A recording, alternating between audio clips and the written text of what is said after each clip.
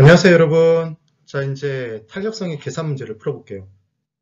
이번 차는 쉬운 문제들을 먼저 다뤄보도록 하는 겁니다. 레벨 1이에요. 1번. 어느 부동산의 가격이 5% 하락했는데 수요량이 7% 증가했다면 이 부동산 수요의 가격 탄력성은 얼마입니까? 이런 아름다운 시절이 있었죠.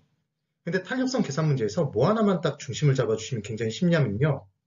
기본적으로는 수요량의 변화가 얼마만큼 이루어졌느냐를 많이 물어봐요. 그리고 탄력성 계산 문제에서는 무조건 곱하시면 됩니다. 근데 그때 곱할 때 가격이면 가격 탄력성을 곱해주시면 되고 소득이면 소득 탄력성을 곱해주시면 돼요. 이게 포인트예요. 그래서 가격에는 무슨 탄력성을 곱한다고요? 가격 탄력성을 곱하고 그럼 수요량이 나오겠죠. 그 다음 소득에는 뭘 곱할까요? 소득에 소득 탄력성을 곱해야지 가격 탄력성을 곱한다면 이상하겠죠. 그래서 소득에는 소득 탄력성을 곱하게 돼 있습니다. 그래서 기본적으로 곱하는 거예요. 그런데 유일하게 수요량의 변화율이 나왔을 때만 그때는 나누는 거예요. 그래서 우리가 MM으로 어떻게 기억했죠? 순화시라고 기억했죠. 순화. 그래서 MM으로 순화시를 기억하는 거예요. 수요량이 나왔을 때만 나머지 다른 하나로 나누시면 되는 겁니다. 꼭 기억하세요. 그럼 지금 1번에 가격이 5% 하락했는데 수요량이 7% 증가했다면 이렇게 돼 있죠. 지금 뭐가 주어져 있죠? 수요량의 변화율이 주어졌단 말이에요.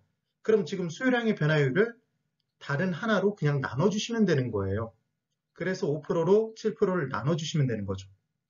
그럼 계산기로 7 나누기 5를 해주시면 1.4가 나옵니다. 답은 1.4예요. 정말 쉽죠? 이렇게 푸시는 거예요. 그 다음 2번.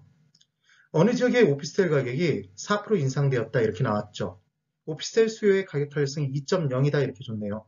그럼 가격에는 뭘 곱한다고요, 여러분? 가격에는 가격 탄력성을 곱한다고 그랬죠. 그러면 2에다가 4를 곱해주시면 되잖아요. 그럼 곱하면 8이 나오겠죠. 그때 주의해 두실 건 가격이 지금 뭐 했다고 돼 있죠? 인상했다고 돼 있잖아요. 그럼 수요의 법칙에 따라 가격이 인상되면 수요량은 증가하나요? 감소하나요? 감소하겠죠. 이게 포인트입니다. 이걸 절대로 놓치시면 안 돼요. 되셨죠? 그래서 지금 답은 4번이 되는 겁니다. 8% 증가가 아니에요. 8% 감소가 되는 이유를 기억하셔야 돼요. 그럼 만약에 오피스텔 가격이 4% 인하됐다 그러면 얘는 8% 증가겠죠. 반대로 간다는 걸 꼭 기억해 두세요.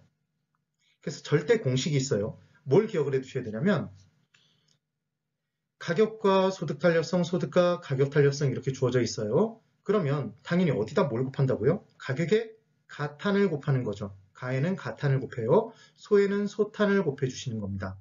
근데 주의해 두실 건 가격 탄력성 부분에 곱해서 나오는 수요량의 변화율은 수요의 법칙에 따라 가격과 수요량이 반비례 관계이기 때문에 가격이 인상됐다 이렇게 나오면 수요량은 감소한다고 표시하고 푸시고요.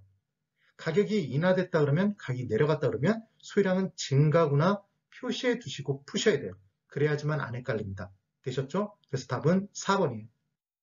3번.